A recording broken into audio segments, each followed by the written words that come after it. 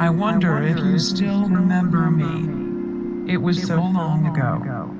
You were a child and I was younger. Maybe a child as well. I don't remember my beginning though. I don't know if I can really remember in the same way you do. I just know I was alone for a long time, drifting through the world I inhabited. And then you showed up. Although I had form and like your own, you weren't afraid of me.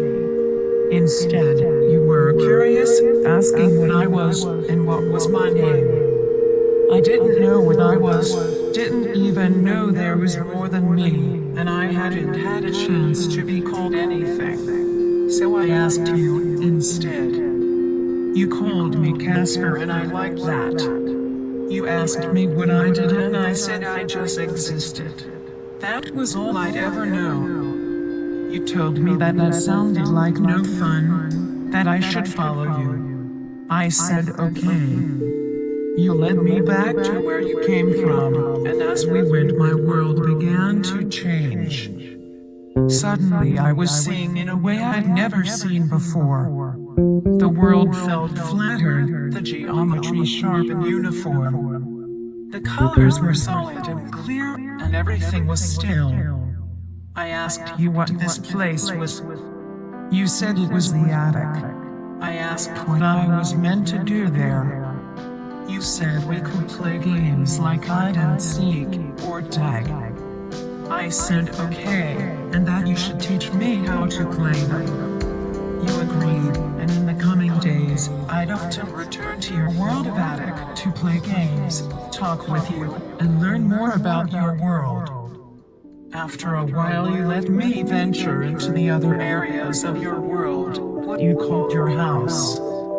I saw your bedroom, your hallways, your dining room, your kitchen, and your living room. You told me I had to avoid the beings you called your parents, though, and we could only play in the house if they were away, so most of the time we just stayed in the attic.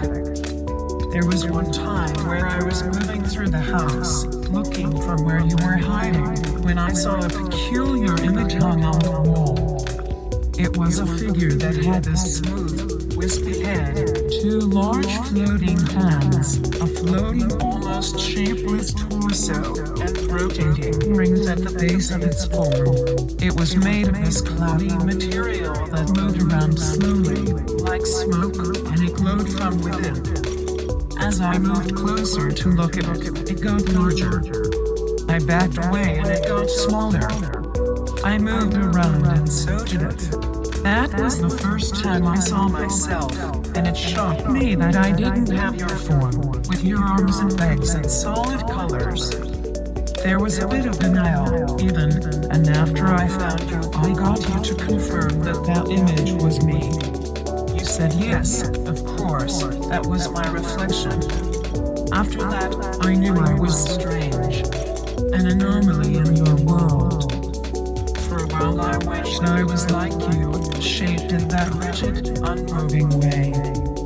But I soon became content with my form, learned what I could do with it. I became more skilled in the games we played. I could hide very well, spreading myself so thin that I became indetectable, and I could reappear at an unexpected time, scaring you and tagging you in. I could also move between your world and mine to travel quicker between two spaces in the house, or through walls and doors. You soon adapted to my strategy, because you could move through my world as well, and each time you did you got better at navigating it. As I'd visit you more and more often, I'd notice the world beyond the windows of the house, and I'd always ask if I could go there. You told me it was dangerous, and that the others wouldn't understand my presence. Eventually, I convinced you that I could hide myself. We started off in your backyard. This world was much different than the confined space of your house. It was open, and everything was everywhere, sprawling out all around, rows of other structures similar to your light purple house stretching away into the distance. The blue ceiling you called the sky went on forever, too. This world was so big, and I wanted to explore it all. After the backyard, we walked around your neighborhood. I got to see the whizzing, moving, churning entities you called cars. I got to see the fluffy quadrupeds you called dogs. And I got to see the variety and beauty of other people like you. Your strange, hard, flat world was beautiful, and we'd often walk in it after that. You were also curious about my world, and I taught you how to better navigate it. As you learned, you taught me how to know where I'd be when I entered your world. Using our combined skill, we'd go fun places, traveling through my world and ending up somewhere fun in yours. We'd go to what you call the zoo, and I got to see all the different beings that inhabited your world, such as zebras, elephants, and rhinos. We'd go to a park, and I'd see the trees and grass. We'd go to a museum, and I could see the bones of old things that had gone a long time ago. We would have such fun together, and I'd be so sad to return to my world again. As I learned more from you, I began to explore the world myself, not straying too far and making sure to be careful. I also moved more freely in my own world, and with more direction and purpose. As time moved forward, you were available less and less. It was okay, as I could explore without you, but it was never as fun just by myself. I began to feel like I had before, alone in my world. You were always at school, or doing homework, or busy for whatever other reason. You told me maybe I should find someone else in my world to talk to, that you had other friends in your life. You wouldn't let me meet them, though. You told me they'd be scared of me. As you became more occupied in your own life, I took your advice and began searching for someone else. Someone like me, from my world. But my world was vast and empty, and I couldn't find a friend. I still explored your world, though, and expanded my understanding of it. I'd tell you new things I'd learned, but you'd brush them off like they were obvious. We wouldn't play games anymore.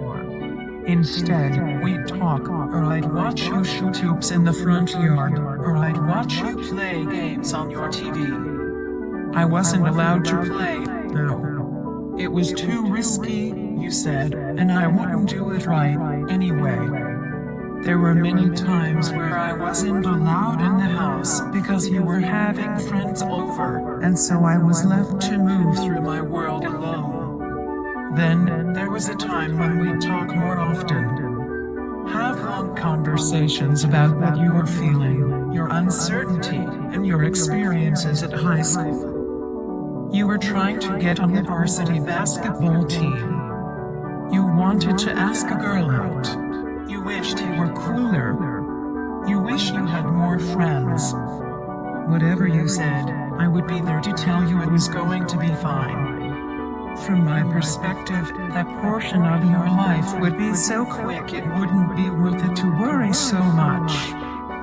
As we talked more, I told you how I felt abandoned by you. How we used to have such fun together, and how I felt like everything had changed. How maybe it was going back to how it was before. You apologized and explained to me that as you got older you had more things to do, that you couldn't just have fun all day. You told me you were sorry for the way you treated me like an afterthought, and how you took me for granted. I understood, and so did you. After that we'd go on walks sometimes you'd drive me around, and you started exploring my world with me again. Everything was nice for a while. We went to Canada, California, and I helped you sneak into a liquor store. We went to France, Italy, and I snuck you out to meet a girl while your parents slept. I had gotten back to life I had before, and it might have been better than when you were younger. We would explore the world, I'd help you get into trouble, and we'd talk for hours. But as we did, your grades began to slip. And as your grades slipped, we drifted apart again. I knew it wasn't personal, that you needed to work hard without me cutting into your study time. Eventually, you got your grades on track, and we would still talk, but we wouldn't explore much at all. Soon, there came a time where you were going to graduate. One night you told me that you were 18, and going to finish high school soon. You told me that meant you would be moving away to college. You said that unfortunately, I couldn't come with you because you would be too busy, and you'd be living with people who would be scared if they saw me. You said when you moved away I could have the attic as my own, and when your parents moved out of the house could be mine. I dreadfully awaited the day you'd move out, but I was thankful that you'd left me something. Well, after you left for college I felt the loneliness of my world again, only it was worse this time. This time I knew what it was like to not be alone. Slowly, I adapted to it. I explored your world more, meeting new people like you, that I befriended. I gained a greater understanding of the shape of your world, and in the later years, a whole picture of the place called Earth. I would always return to the attic, and at certain points, you would return, too. Eventually, your parents moved out, and a new family moved in. I live in that house, almost secretly, alongside them. I haven't talked to any of them, and at this point, I enjoy my peaceful existence. I know that you are now old, that you haven't been back to the house in a while, and your parents may be no more, but I just wonder. Do you still remember me?